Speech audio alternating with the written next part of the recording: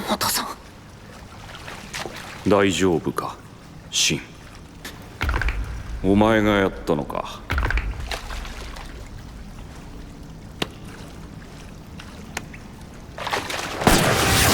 Masih di spoiler episode ke-11 dari serialnya Sakamoto Days season yang kedua. Nah, untuk pembahasan kali ini gua cuma mau infoin aja ya bahwa untuk episode kali ini atau episode 11 itu adalah episode terakhir di musim keduanya. Ya, sebelum gua nyiapin lagi ya, gua bakal bahas sedikit sambil spoiler. Nah, setelah berhasil mengalahkan Gaku di episode sebelumnya, Sakamoto, Shin dan juga rekan-rekannya yang lain dinyatakan lolos dalam ujian tahap akhir. Sampai pada akhirnya Sakamoto dinyatakan tidak lolos gitu ya, lantaran Sakamoto adalah buronan para pembunuh bayaran. Nah, mengetahui hal itu Nagumo meminta Sakamoto untuk menyamar jadi guru magang, sedangkan Shin jadi seorang murid karena dia tuh lolos gitu. Nah, dalam rencana mereka, Nagumo mengubah tampilan Sakamoto jadi Aoi, yaitu istrinya sendiri. Dan Nagumo menjelaskan bahwa penyamaran Sakamoto itu cuma bisa bertahan selama 24 jam. Ya, Sakamoto harus mendapatkan database milik seluruh sebelum durasi yang ditentukan gitu. Dan Nagumo memberikan sebuah berkas penyamaran jadi guru magang atau guru sementara agar supaya Sakamoto bisa lolos dalam pemeriksaan.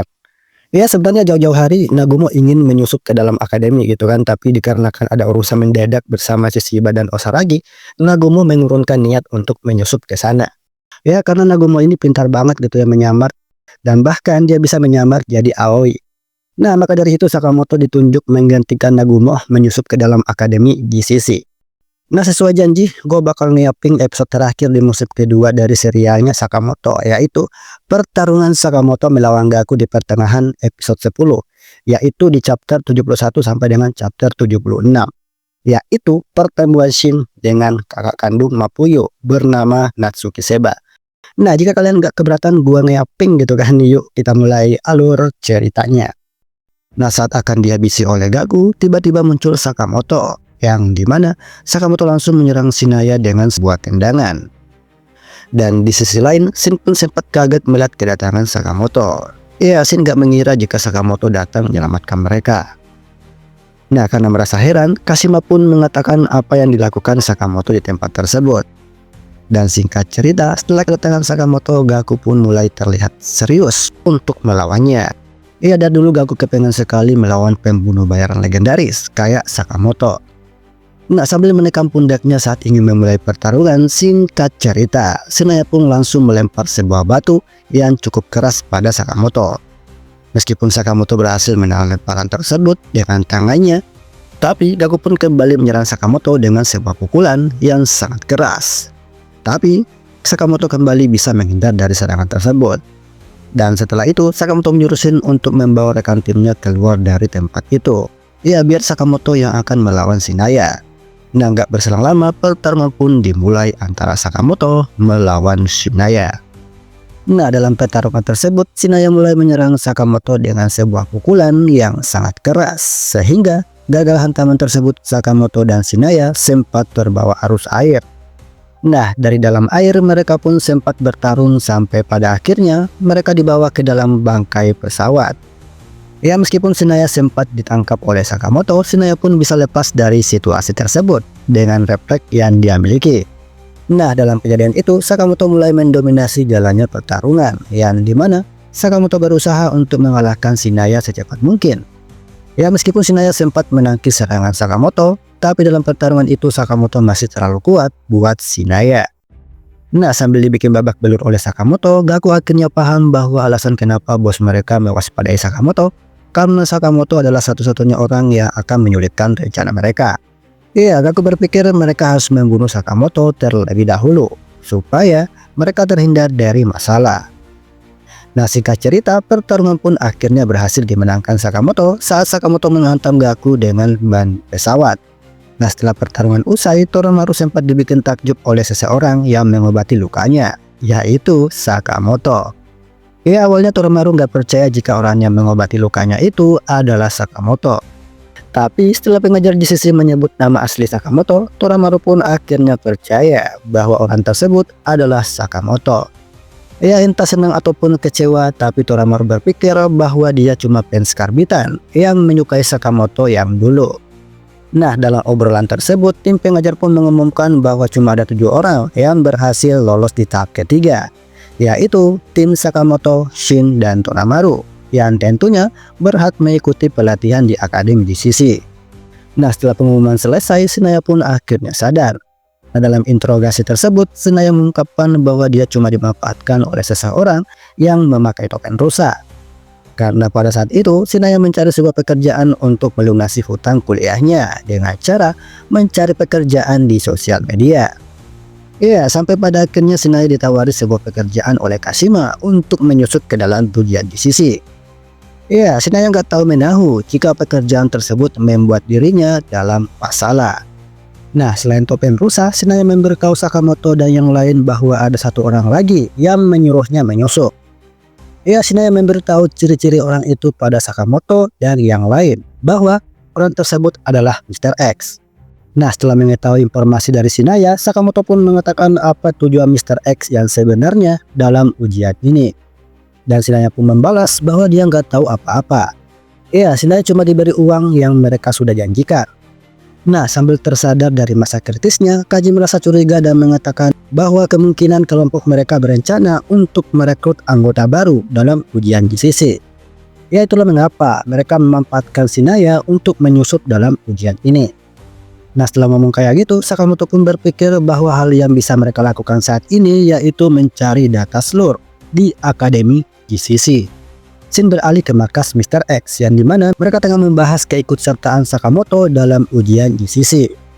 Nah, dalam pembicaraan tersebut, Slur mengatakan bahwa alasan kenapa Sakamoto mengikuti ujian tersebut karena Sakamoto ingin mencari tahu identitasnya, yaitu Uzuki.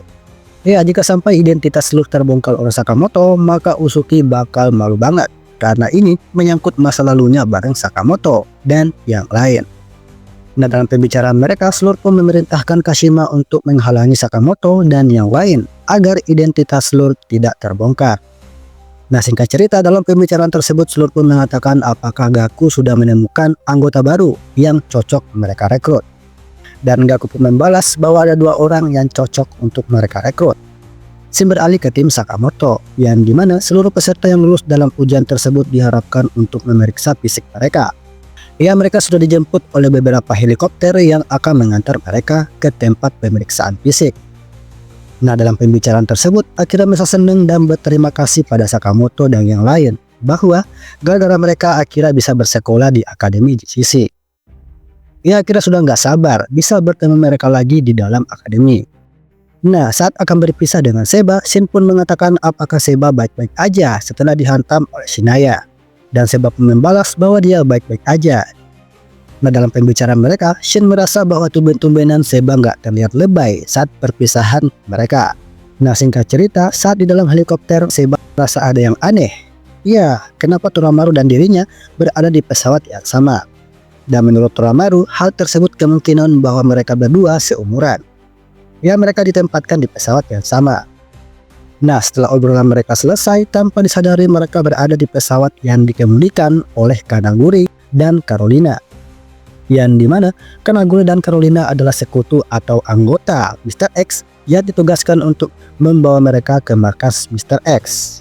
Nah, dalam pesawat tersebut, Carolina meminta Seba dan Toramaru untuk tidak kabur dari dalam pesawat, karena saat lagi mereka akan dibawa ke markas mereka.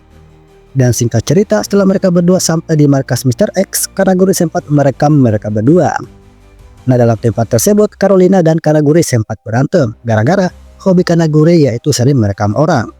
Nah, dalam pembicaraan mereka, Seba dan Toramaru berpikir bahwa mereka adalah kumpulan orang-orang aneh gitu.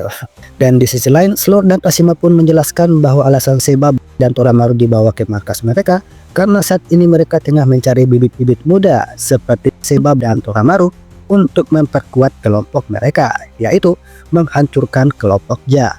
Nah, karena merasa penasaran, Seba dan Toramaru pun mengatakan tujuan apa yang akan mereka capai. Nah, sambil memegang dagunya, Slur pun mengatakan bahwa mereka akan mengembalikan kejayaan semula demi keadilan yang sesungguhnya. Nah, sambil menjelaskan kontrak mereka yang akan jadi anggota seumur hidup, Seba pun mengatakan jika mereka menolak tawaran tersebut, apa yang akan terjadi pada mereka. Dan seketika itu, Carolina langsung menghantam adiknya sendiri gara-gara ngebelain Kanaguri. Shin beralih ke Nagumo, Shishiba, dan Osaragi, yang dimana mereka membicarakan soal anggota mereka, yaitu Kanaguri. Nah, dalam percakapan mereka, Shishiba pun nggak habis pikir dengan pemimpin mereka. Ya, bisa-bisanya pemimpin mereka menyewa seperti Kanaguri.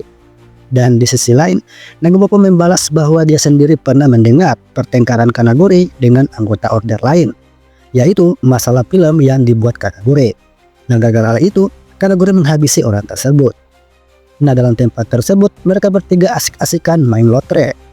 Nah, sambil membeli 3 kartu lotre, Nagumo pun mengatakan jika Shishiba menang dalam permainan tersebut, Shishiba berhak mendapatkan separuh hadiahnya. Nah, sambil memainkan permainan tersebut, mereka pun membicarakan soal Slur yang akan menghancurkan organisasinya. Nah, karena merasa penasaran, Osaragi pun mengatakan apa yang akan terjadi jika organisasi mereka dihancurkan. Iya, apakah mereka bakal jadi pengangguran gitu.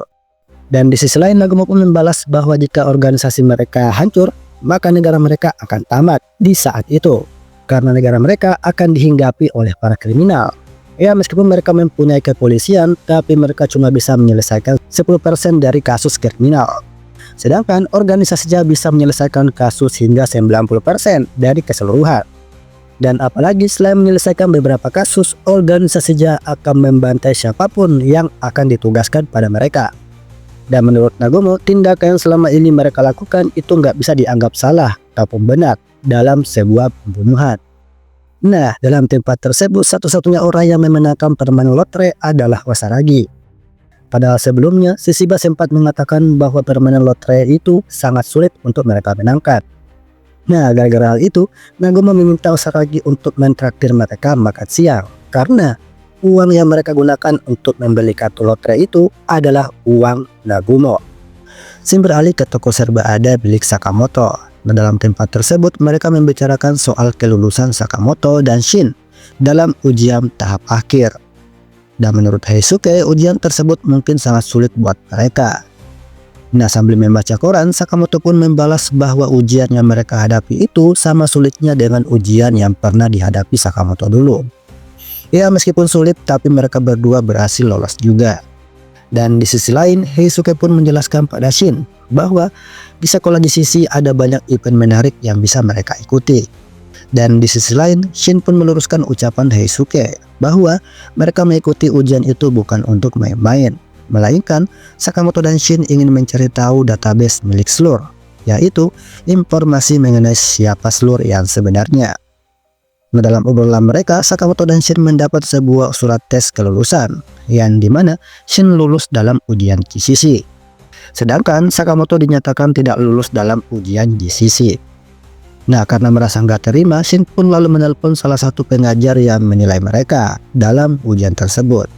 Ya, Shin nggak terima jika Sakamoto nggak lulus dalam ujian tersebut. Padahal sebelumnya, Sakamoto dinyatakan lulus oleh pengajar GCC.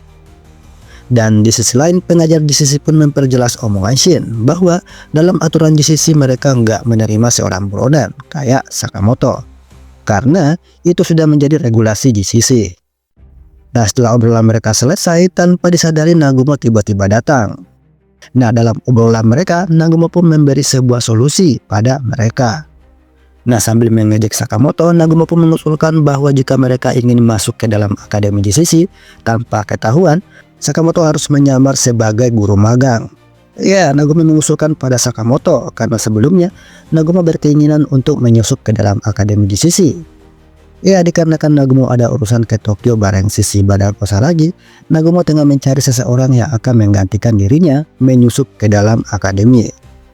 Ya, meskipun Sakamoto sempat khawatir dengan usul yang diberikan Nagumo, tapi Nagumo mengatakan bahwa Sakamoto nggak usah khawatir. Ya, Sakamoto perlu menyamar jadi Aoi, yaitu istri Sakamoto. Nah, Shin beralih ke tempat akademi GCC. Nah, dalam gedung tersebut, Akira sempat nyasar gara-gara tempat tersebut sangat luas. Nah, dalam asrama tersebut, Akira merasa bosan karena Akira nggak mengenal orang-orang yang ada di sana, kecuali Sakamoto dan yang lain.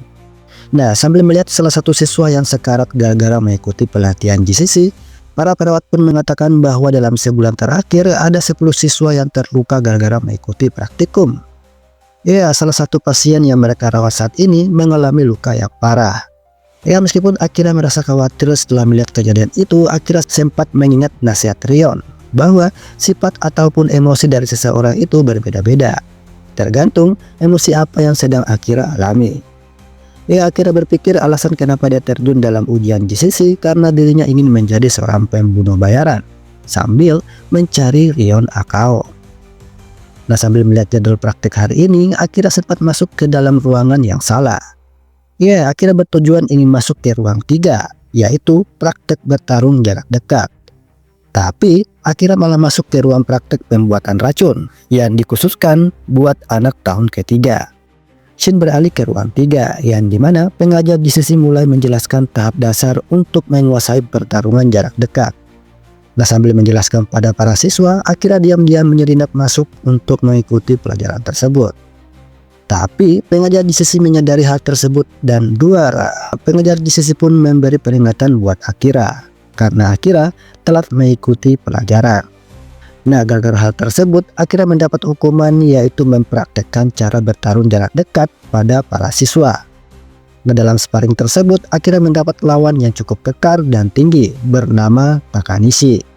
Nah, saat akan diserang oleh Takanishi, tiba-tiba ada seorang cewek yang langsung melontarkan pukulan cepat pada Takanishi. Nah, dalam kejadian itu, Akira merasa nggak asing dengan gerakan tersebut. Dan benar saja, orang tersebut adalah Sakamoto yang menyamar jadi guru magang. Ya, itu semua adalah ulah Nagumo. Shin beralih sebelum berangkat ke Akademi GCC. Nah, dalam kejadian tersebut, Sakamoto disulap menyerupai istrinya, yaitu Aoi. Dalam percakapan mereka, Nagumo memberi penjelasan pada Sakamoto bahwa penyamaran kali ini cuma bisa bertahan selama 1 hari. Ya, lebih dari itu Sakamoto akan berubah jadi bentuk semula. Ya, Sakamoto harus memanfaatkan penyamaran tersebut untuk menemukan database milik Slur di Akademi GCC.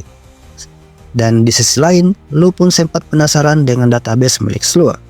Ya, Lu berpikir mana mungkin GCC menyimpan informasi mengenai Slur, sedangkan tempat itu hanyalah sebuah akademi. Dan Sakamoto menanggapi bahwa Akademi GCC menyimpan banyak database milik siswa, entah itu yang baru sampai yang lama. Yang intinya, Akademi GCC menyimpan semua data milik siswa tanpa terkecuali. Ya, rumor mengatakan bahwa database milik para siswa tersebut berada di sebuah ruang rahasia yang terdapat di perpustakaan ataupun di ruang kepala sekolah. Dan menurut Heisuke, bahwa sekarang tidak ada seorang pun yang tahu mengenai tempat penyimpanan database milik para siswa. Dan bahkan, sekelas Nagumo dan Akao pun tidak bisa menemukan tempat penyimpanan tersebut saat mereka masih jadi siswa akademi. Dan menurut Sakamoto, hanya Shin yang bisa menemukan tempat penyimpanan database milik siswa dengan kemampuan esper yang dimiliki Shin. Ya, Shin bisa membaca pikiran para murid dan guru-guru yang mengajar di Akademi GCC. Shin beralih ke masa sekarang. Nah, dalam penyamaran, Sakamoto sempat jengkel pada murid-murid akademi. Ya, bisa-bisanya mereka menggoda istrinya saat dalam penyamaran sebagai Aoi. Nah, dalam kejadian itu, Sakamoto hampir ketahuan oleh Akira dan orang-orang yang ada di sana. Nah, karena merasa curiga, Akira pun mengatakan apakah Akira pernah bertemu dengan orang ini. Ya, Sakamoto cuma bisa mengelak soal pertanyaan Akira. Nah, dalam keadaan itu, pengajar GCC pun sempat kaget melihat nama belakang Akira. Ya, pengajar GCC tersebut baru tahu jika Akira adalah anggota keluarga Akao, yaitu mantan senpai mereka. Dan di sisi lain, Akira merasa aneh dengan orang-orang yang ada di tempat tersebut.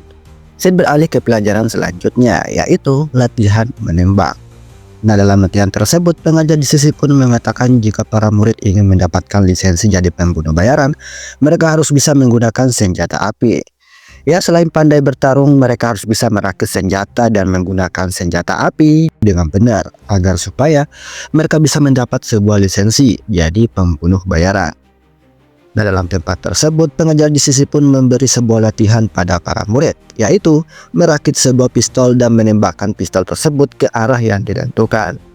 Ya, durasi yang ditetapkan pengajar GCC untuk merakit sambil menembakkan pistol yang mereka rakit yaitu cuma 1 menit aja.